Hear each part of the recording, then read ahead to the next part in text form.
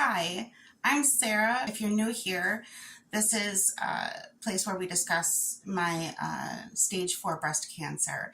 Before I begin, I just want to shout out to Beaver with a Chainsaw, one of my viewers that left me a donation at buymeacoffee.com. I'll leave a link to that down below, but just thank you so much. I really appreciate it. That your timing is amazing. Just right now, things have been kind of chaotic. So thank you very much for that. I wanted to start out also, this is my pink Christmas tree. I don't usually do much for Christmas, but this year my mother-in-law bought this cute little tree and all these little ornaments that go with it, and I just thought, what a neat thing to have in my video. So cute little dog ornaments, and so it's really adorable and I just love it. So that's why that's here, some festiveness. Okay, so why I've been quiet lately. First of all, my wedding anniversary, my husband and I celebrated last month. So we were kind of, hanging out together and taking some time to ourselves anyways. But we also managed to see that movie Wicked, which with Ariana Grande in it, and just Cynthia Erivo, I think her name was Elphaba, and it was amazing. If you see no other movie this year, that one I highly recommend because it just reminded me of old movie making with real sets instead of just CGI, and so many costumes and just big dance numbers, and it just felt like old Hollywood. It was so fun. And I don't even mind that it's a part 1 to a 2-part thing, because I want to go back to Oz. I'm excited for the second one. So that's really good. I just wanted to share that with you, that if you've had any reservations about seeing this movie, I don't think it'll disappoint. I don't think it could. So that's just amazing. That's such a treat. It's not just a movie. It feels like an event. So I'm happy to share that. So anyway, the week of Thanksgiving then was my PET scan, and then the week after is when I got the results of my PET scan, and there's a new spot on my spine. It's in the very first vertebrae, like right at the base of your skull, your neck, where your spine starts. It's right at the top of that. And that lesion, they've seen worse. They've successfully treated worse. And, I'm a little freaked out about it because there's always the weakening bones and talking about bone fracture in my spine and so forth. That doesn't sound very fun. But overall, this isn't something they haven't seen before. This is something that they've routinely dealt with before. And I feel like I'm still in pretty good hands. What this means is targeted therapy is no longer working for me. So they've taken me off the TrueCap. And this means starting a whole new treatment all over again. I'm staying on Lupron, so that's the one thing that'll stay the same. So I'll get the shot of Lupron once a month. I go in again next week to get another one. I don't have to take Faslodex anymore, which is nice. That was that shot, one in each cheek of my butt. And that was once a month, and those were very painful shots because very thick fluid in those injections. And I'm happy not to have that anymore. So that's nice. So instead of targeted therapy, I'll be on oral chemotherapy, which the difference between targeted therapy and chemotherapy in real simple terms, chemotherapy targets fast-growing cells. Targeted therapy was targeting just the fast-growing cancer cells specifically related to my tumors and my lesions. This will be targeting more like a broader range of fast-growing cells, not just cancer cells. So there will be possibly some hair loss, but they don't anticipate that I'll be bald or anything like that. Just some hair thinning.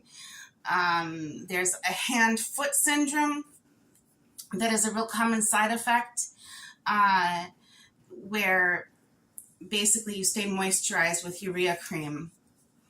Uh, and but what could happen potentially is the palms of your hands and the soles of the feet get like a sunburn, like a really bad, red, irritating, um, not really a rash, but just a redness and a real tenderness, and it can blister and it can get really bad. So I already bought the urea cream to prepare for that. Um, so I'm trying to be proactive and stay ahead of these things. But again, some of that's like the worst case scenario. Like some people experience it, but most people tolerate this drug pretty well. It's called Xeloda. Basically, some of the other side effects, well, it'll make my body fluids toxic, uh, like blood, or, if I use the toilet, I'm supposed to close the lid and flush twice. It's basically for other people's safety. So I'm a toxic avenger or something like that. And other precautions, like if I get sick and someone else has to help me clean up, that they wear 2 sets of gloves, and, just to basically, the weeks that so it'll be like 1 week on, 1 week off, and 1 week on and 1 week off. And that's the cycle of Xeloda. And so on the weeks that I'm taking it, I need to exercise more caution. And the weeks that I'm not taking it, I don't have to worry about that. And also, if this new spot or any spot in my bones starts to give me any issue regarding pain,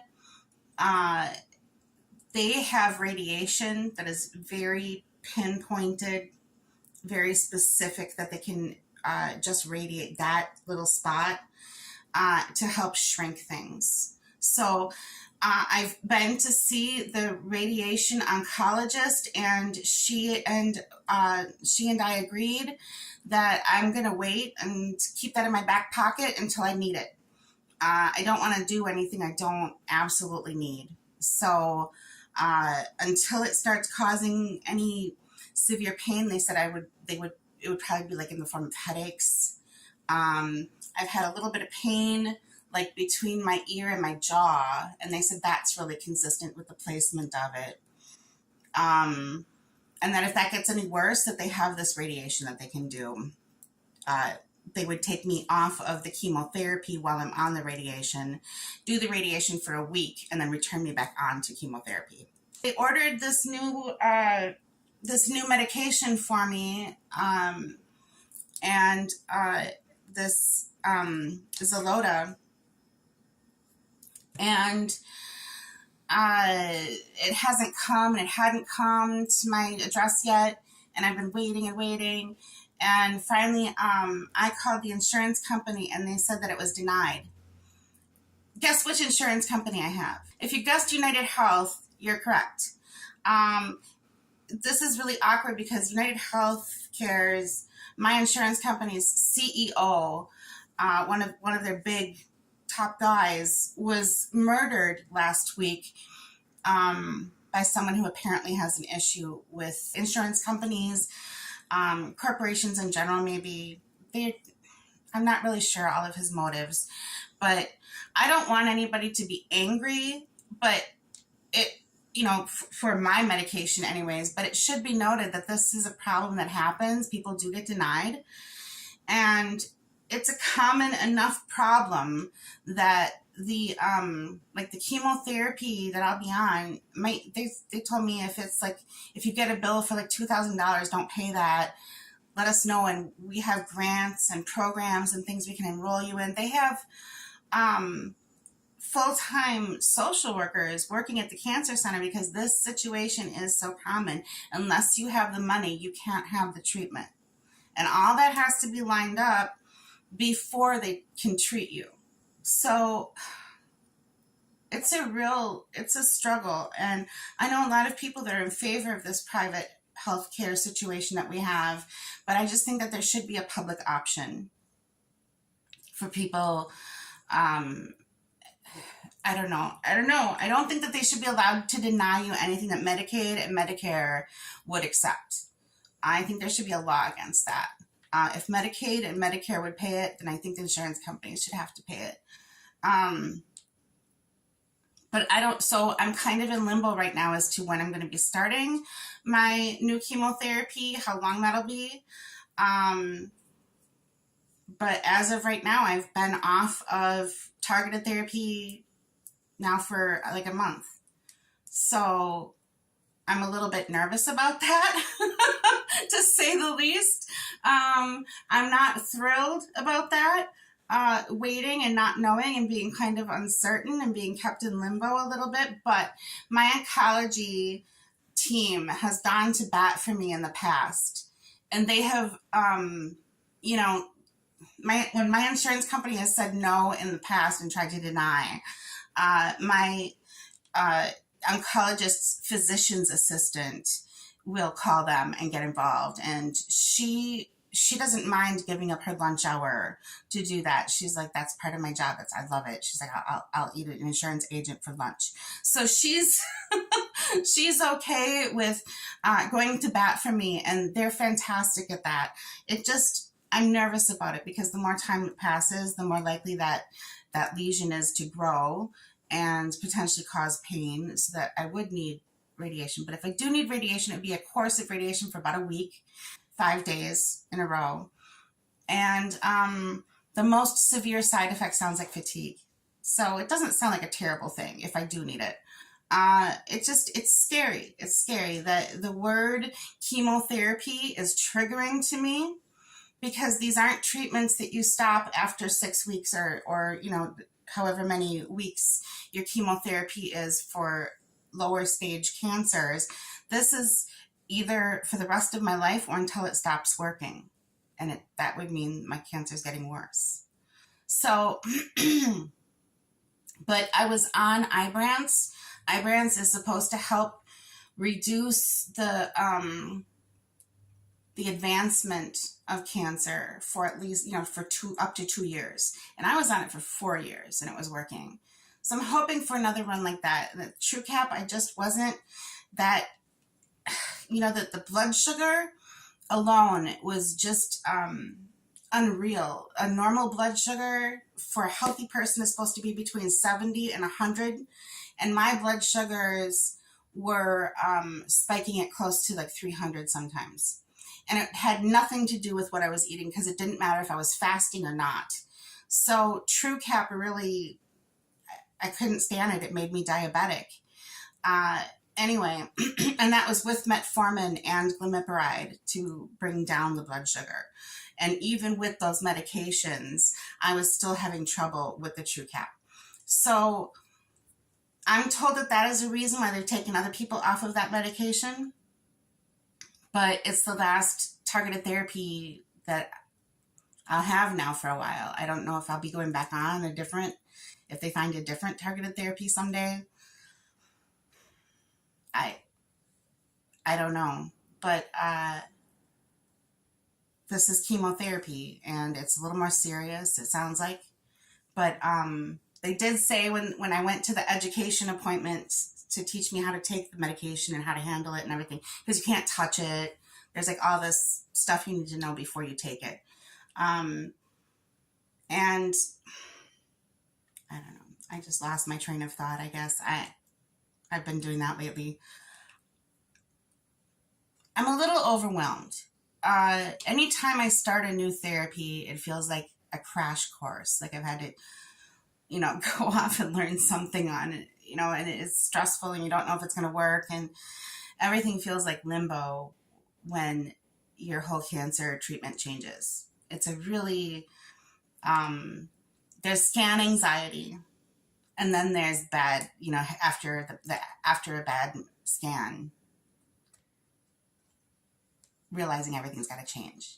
And everything that you were just getting used to, like the side effects of the last drug, I was just finally getting those on lockdown, except for the blood sugar stuff. But you get used to a thing, you get used to your routine, and you get used to being on a thing, and you're